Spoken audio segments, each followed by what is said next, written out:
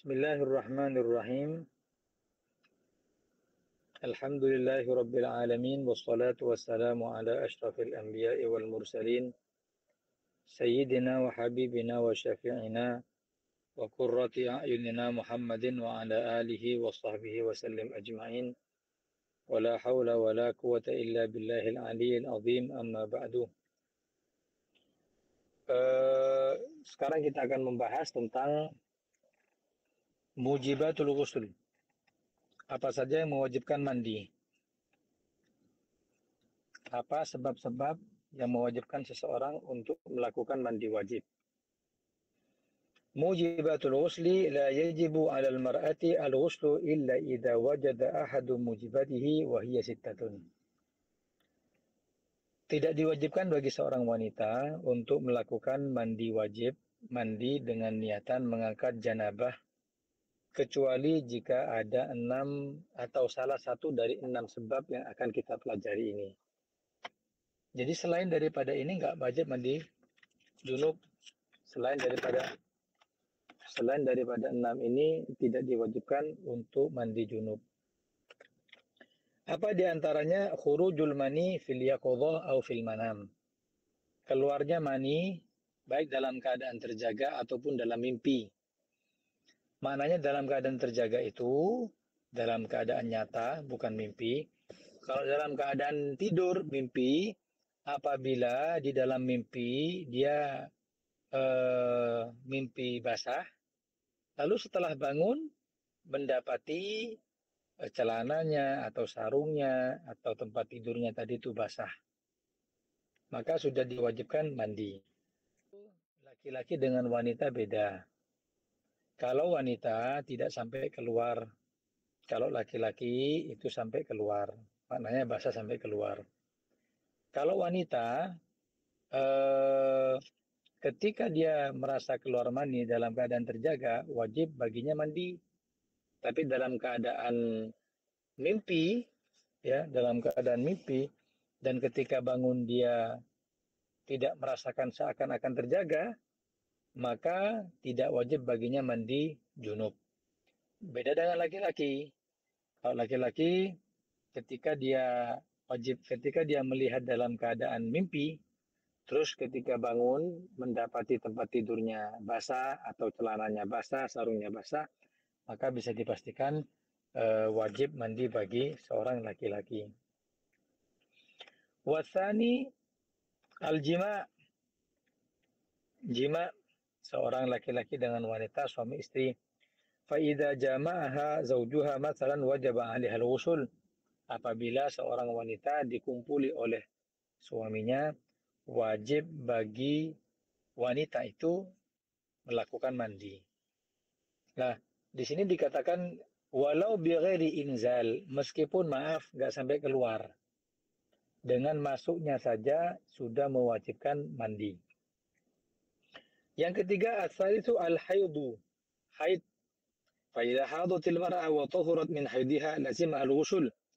Apabila seorang wanita tadi itu terjadi haid dalam dirinya, kemudian dia suci, lazim mahal ghusl, maka wajib baginya mandi. Maknanya suci dari kebiasaan atau siklus haid yang dia paham, yang dia hafal.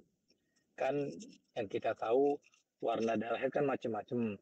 Ada merah, ada hitam yang paling pekat, ada yang sokro itu coklat, ada yang keruh, ada yang kuning. Dan setelah sudah putih, betul-betul putih, maka wajib baginya mandi. Kalau belum, jangan. Sebagaimana datang seorang wanita Ansor kepada Nabi Muhammad SAW dan seraya mengatakan, wahai Nabi, kapan seorang wanita diperbolehkan sholat dari haidnya? Maka Nabi mengatakan, kau taruh kapas di tempat keluarnya darah. Ketika kau tidak mendapati kapas tersebut darah, maka wajib bagimu melakukan sholat. Maknanya kau sudah suci. Nah, dari sini ulama mengatakan berarti sudah harus suci betul. Ya, harus suci betul. Tidak ada sisa lagi, baik itu warnanya kuning atau keruh ataupun yang lainnya. Beda kalau dia terkena penyakit, bukan terkena apa namanya, ya bukan penyakit ya, kelainan atau apa gitulah. seperti keputihan dan cairan yang lainnya selain daripada haid, maka hukumnya beda lagi. Itu yang mewajibkan mandi yang ketiga. Warabi yang keempat an-nifas. Nifas kalau wanita baru melahirkan, setelah selesai masa nifasnya, maka wajib baginya mandi.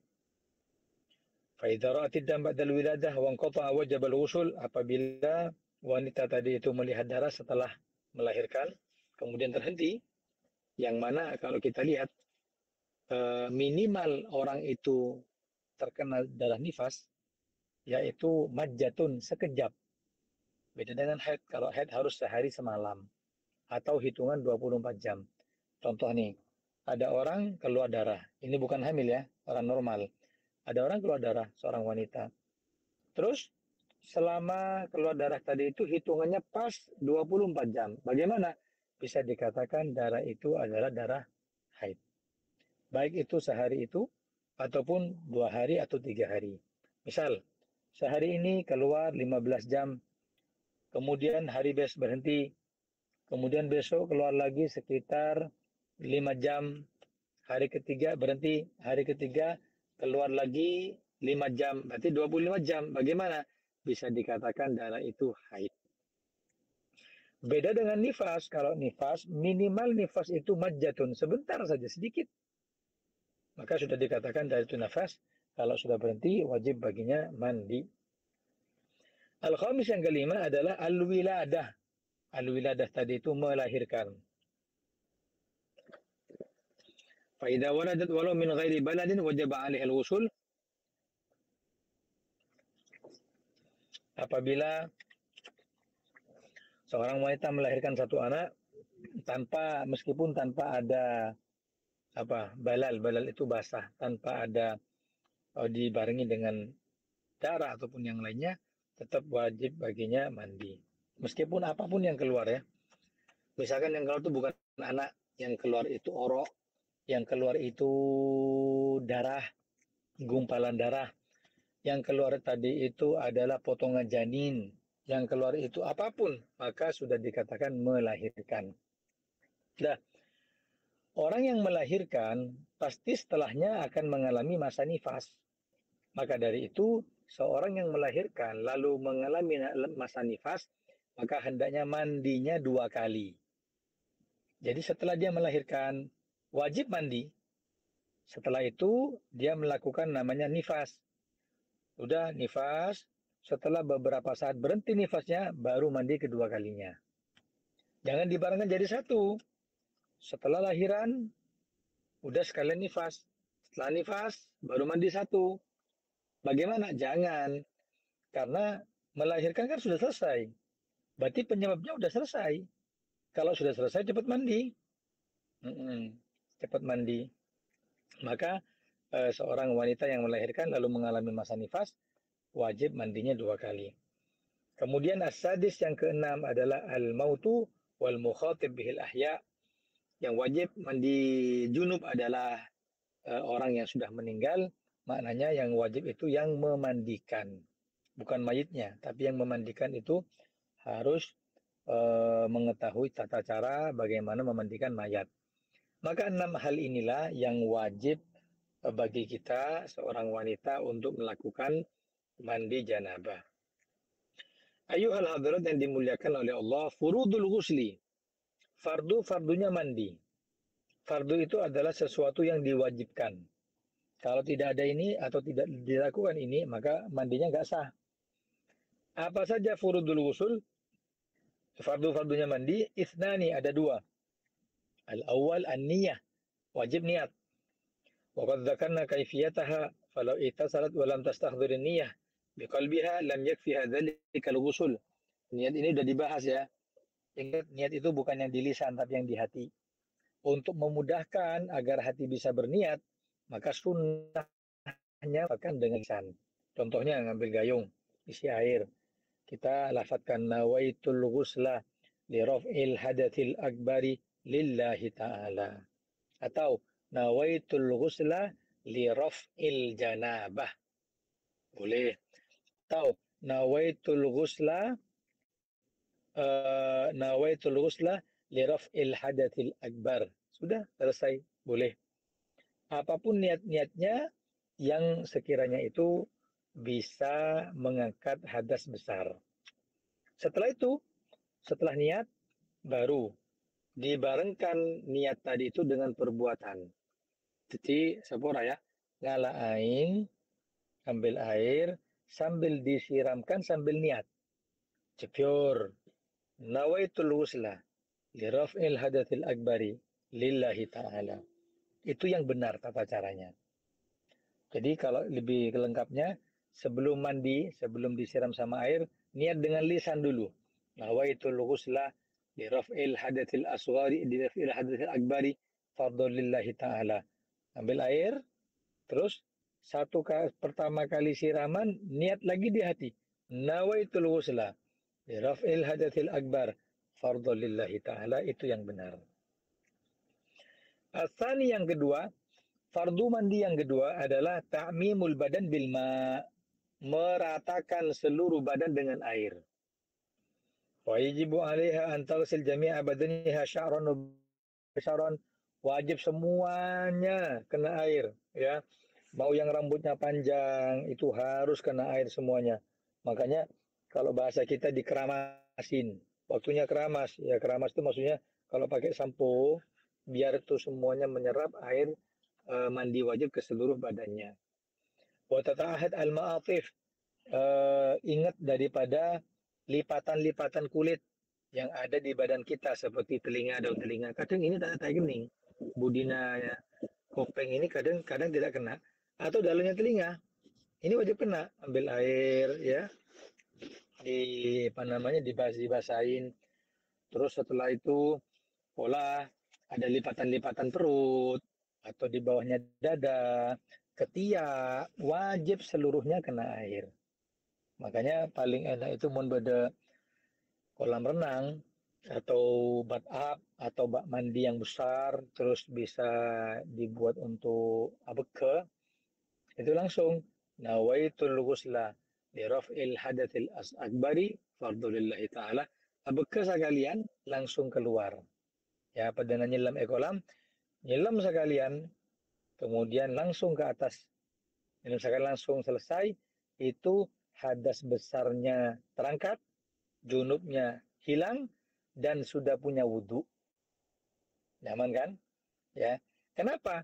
Karena ketika hadas besar terangkat, pasti hadas kecil terangkat. Ya kan? Ustaz, saya kan tahu wudhu. Ya, dengan sendirinya dia sudah memiliki wudhu. Itu kalau abeke. Tapi kalau manual, mandi begini, kemudian tangan, itu tidak harus wudhu kembali. Jadi beda. Kalau inrimas itu abeke, nyelam, jor, mandi kolam villa misalkan. Nawaitul ghusla, liraf'il hadatsil akbar, lillahi ta'ala. Junubnya terangkat, langsung sudah punya wudhu. Enak. Semua itu saja fardu-fardu daripada mandi, hanya dua. Fardu mandi hanya dua. Pertama adalah niat berbarengan dengan perbuatan.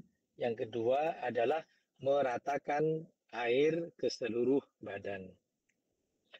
Kemudian kita bahas adalah syurutul ghusli, syarat-syarat mandi.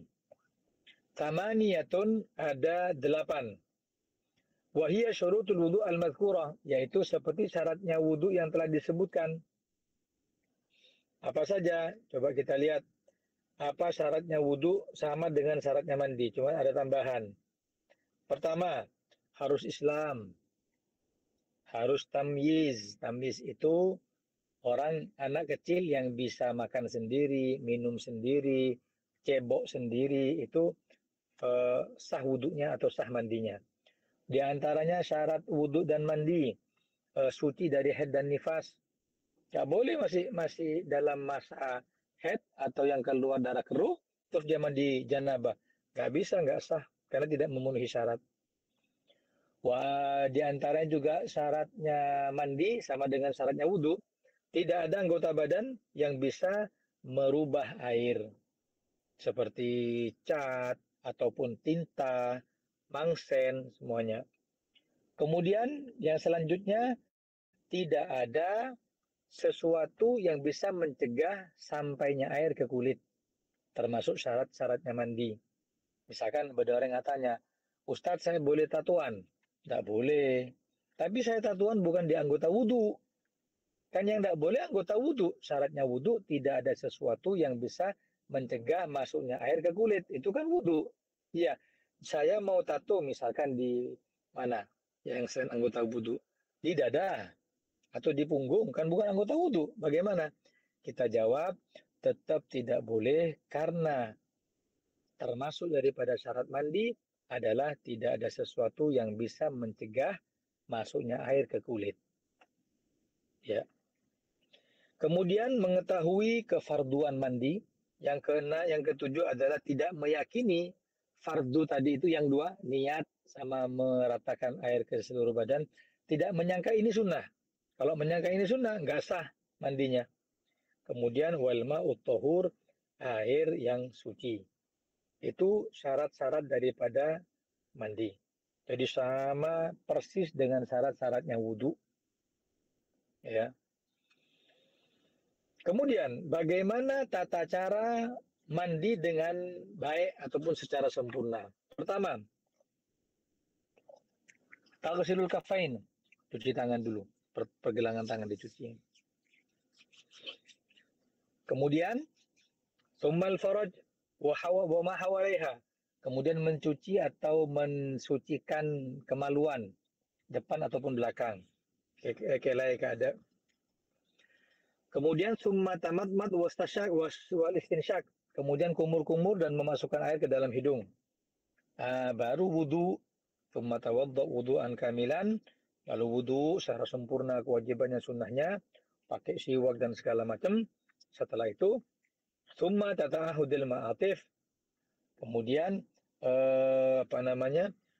niat summa tanwi niyatan mu'tabaratan kama taqaddam. Kemudian niat dengan niat yang sudah disebutkan tadi. Nawaitul ghusla li raf'il hadatsil akbari fardhu lillahi ta'ala. Setelah itu baru sambil menyiramkan, sambil niat, sambil tata'ahudil ma'atif, memperhatikan lipatan-lipatan di badan. Ya, di leher belakang ini kan kadang tidak kening, tapi kena basahnya air kan, itu disiram semuanya. Lah afdolnya bagaimana? Afdolnya itu kan ambil air ke kepala kan. Ya, untuk badan bagaimana? Kalau mau dapat sunnah, hendaknya summa tufidul ma'akbal min syakil aiman, dibasuh sebelah kanan dulu. Saputan sebelah kanan, tangan kanan, tabuk kanan, soko kanan. Setelah itu dibasuh sebelah kiri. Tangan kiri, perut kiri, punggung dan belakang kiri, sama soko yang sebelah kiri. Setelah itu baru doa. Doa seperti di wudhu. Bismillahirrahmanirrahim. Asyhadu an la ilaha illallah wahdahu la syarika lah wa asyhadu anna Muhammadan abduhu wa rasuluh. Allahumma ja'alni minat tawwabin waj'alni minal mutatahhirin waj'alni min ibadikas sholihin.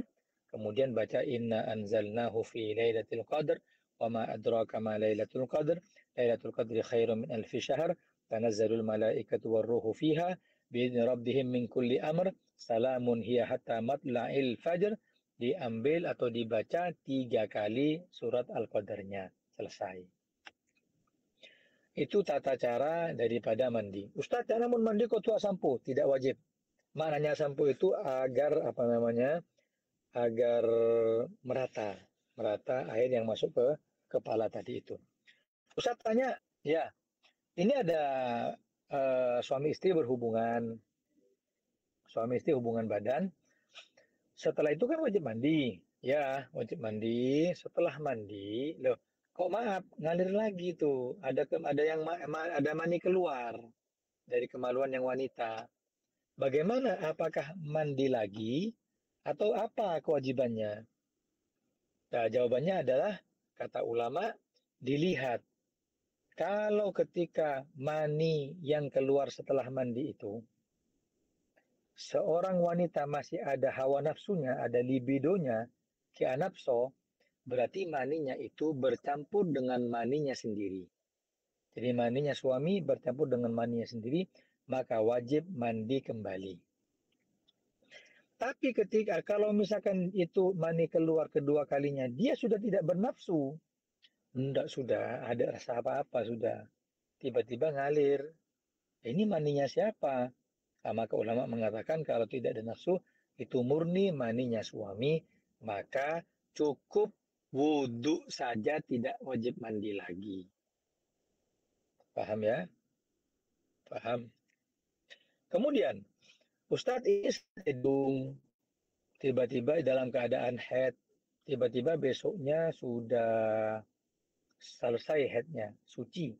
Atau mungkin saya tidur, kemudian saya mimpi basah, setelah itu saya bingung mandi apa enggak, kan mandi wajibnya kan, tapi saya lihat rambut saya rontok, ini bagaimana itu? Apa diambil rambutnya terus disiram seperti air janabah? Kata ulama, tidak usah ya, karena agama itu tidak memberatkan. Kalau kita kan, oh ini Pak Bolong ini, kumpulkan saja ini rambut yang junub ini ya, terus bagaimana kita siram dengan air junub?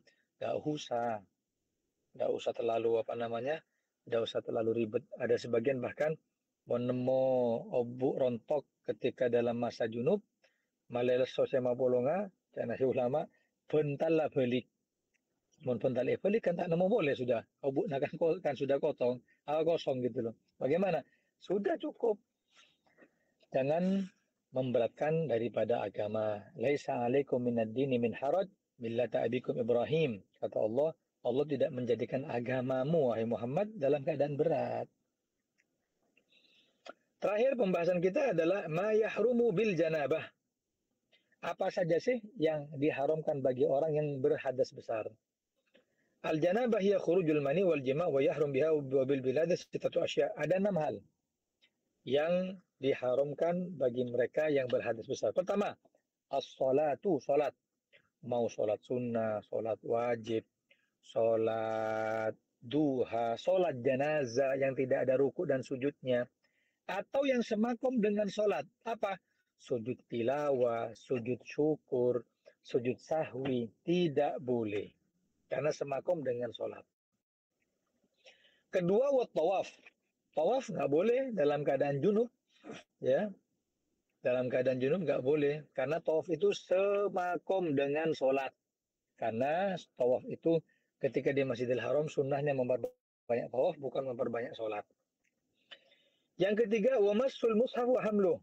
Haram bagi orang yang berhadas besar adalah menyentuh Al-Qur'an, ya, dan membawanya. Lihat, ingat bahasa saya.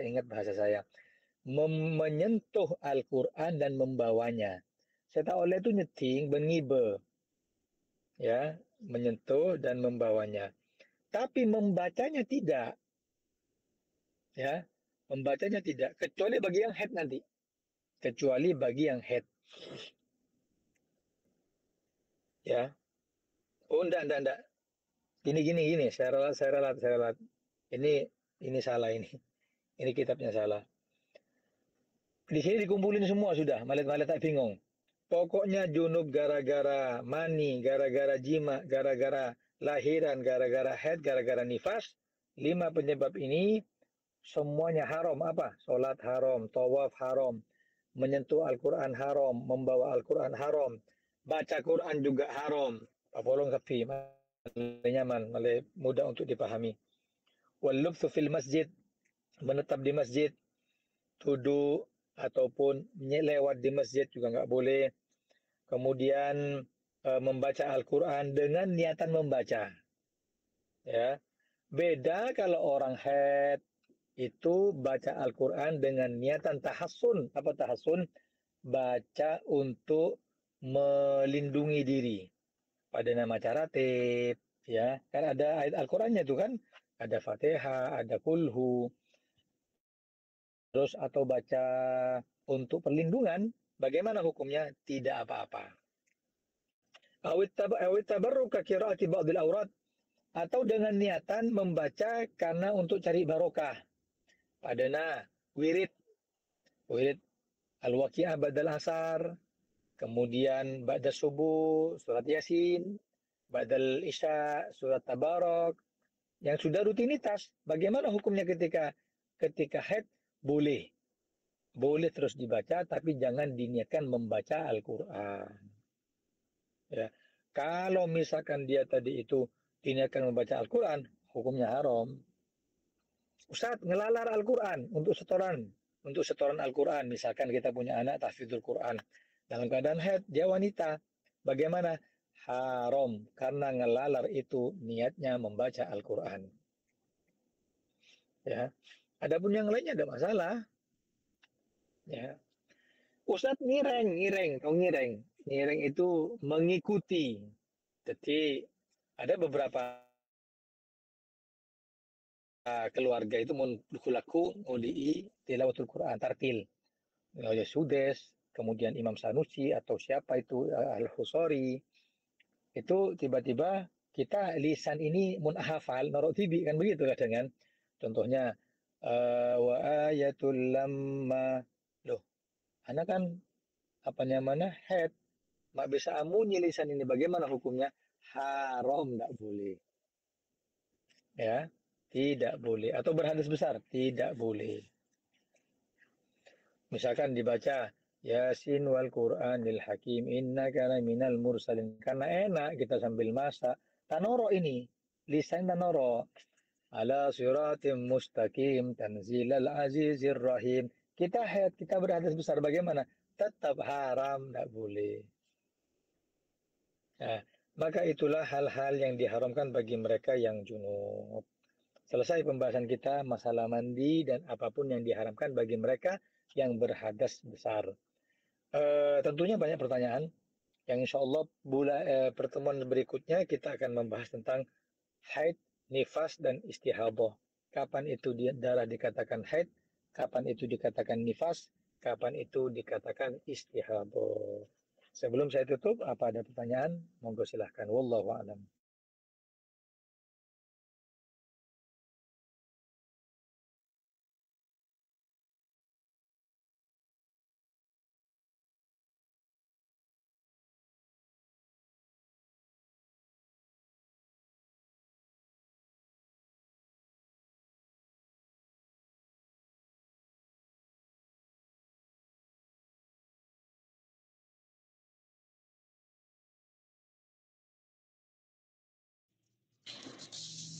Assalamualaikum Ustaz.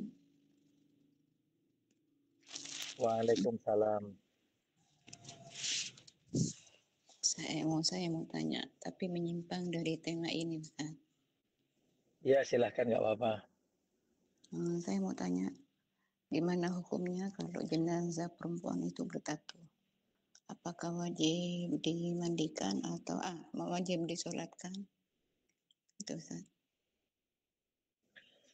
Ya, bagaimana hukumnya memandikan jenazah yang bertato, begitu kan?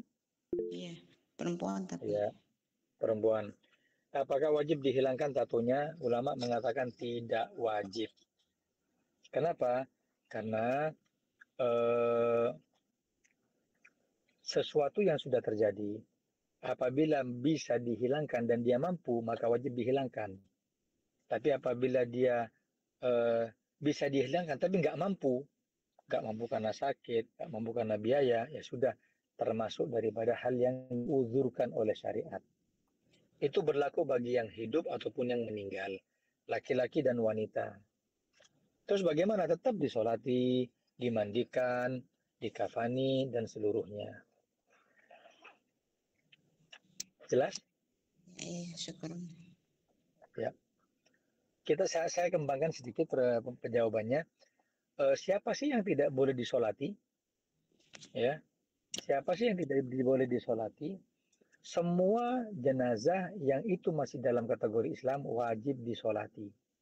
Hanya saja apabila dia itu meninggalkan sholat, ya kategori meninggalkan sholat, maka dilihat kalau maksiatnya meninggalkan sholat karena ingkar, tidak wajib dia bilang, oh tak bojong, Tak nasapa wajib apa jengria. Bagaimana?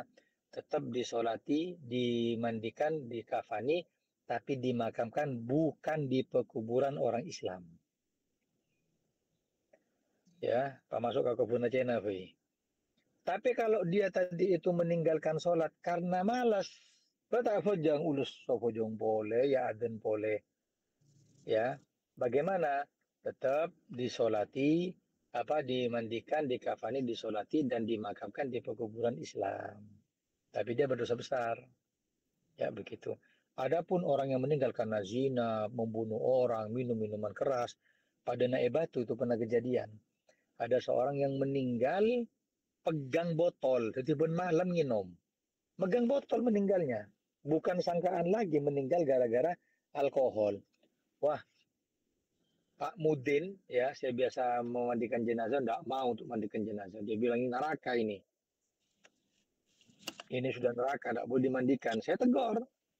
Mana dalilnya enggak boleh dimandikan itu? Ini orang Muslim. Bedakan orang Muslim dengan orang murtad. Ya, ini orang fasik, pendosa besar, tapi dia masih Islam. Akhirnya dimandikan, dikafani, terus dimakamkan. Baik. Selanjutnya pertanyaan kedua. Ustadz, apakah setelah selesai mandi wajib saat kita hendak sholat, apa perlu mengambil wudhu lagi? Nah, begini. Bisa ditutup itu audionya.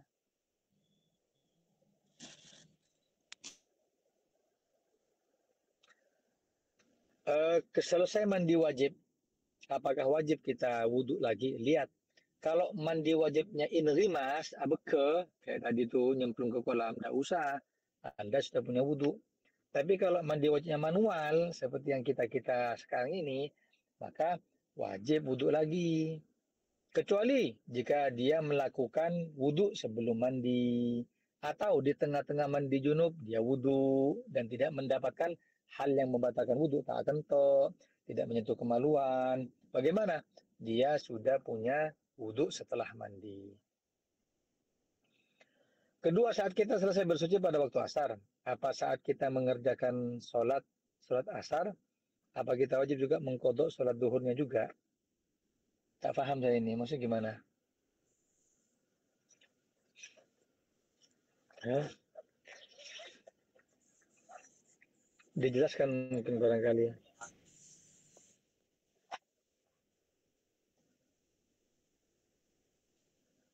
Halo. Halo. Assalamualaikum. Assalamualaikum. Pertanyaan gini, misalnya kita waktu mandi wajib itu masuk waktu asar, otomatis kita kan sholat asar. Untuk sholat asar itu apa perlu kita mengganti sholat duhur yang tinggalkan tadi? Oke. Terima kasih. Ini masuk ke dalam pembahasan turul mane dan zawadul mane. Saya bacakan ya.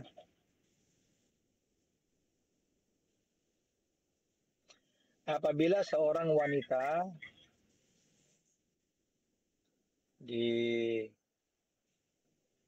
ditutup. Halo?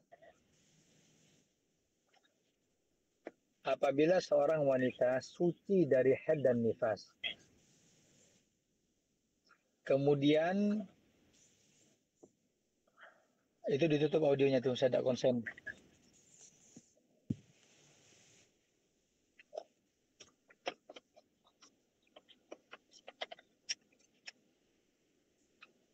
Halo?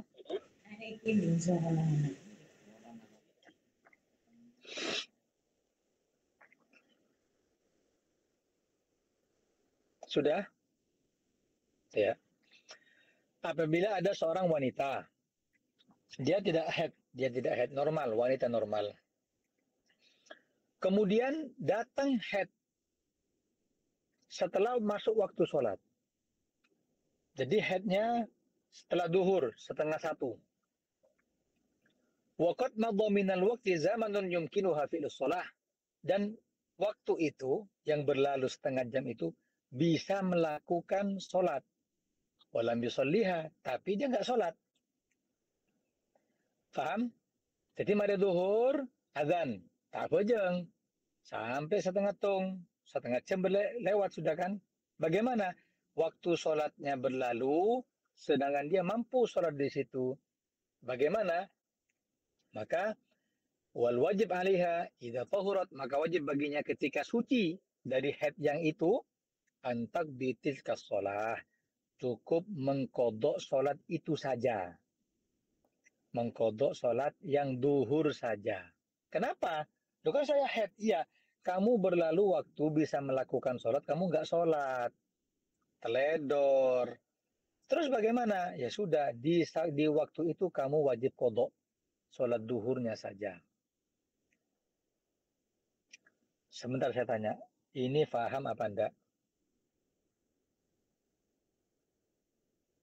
Halo? Sampai sini paham apa enggak? Saya ulangi.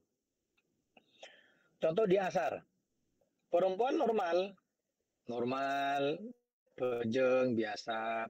Adzan asar. Allahu Akbar. Setengah telok, maaf jam 3.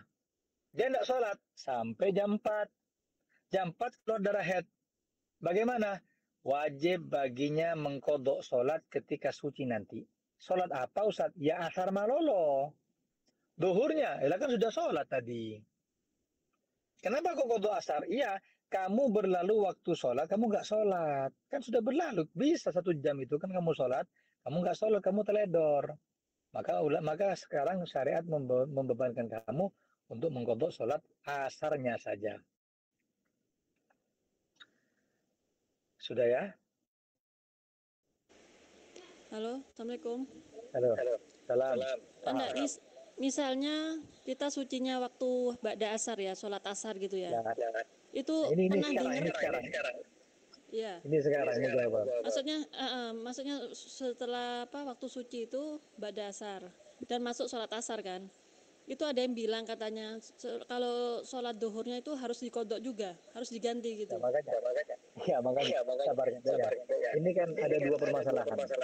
Turuwul mane, zawalul mane.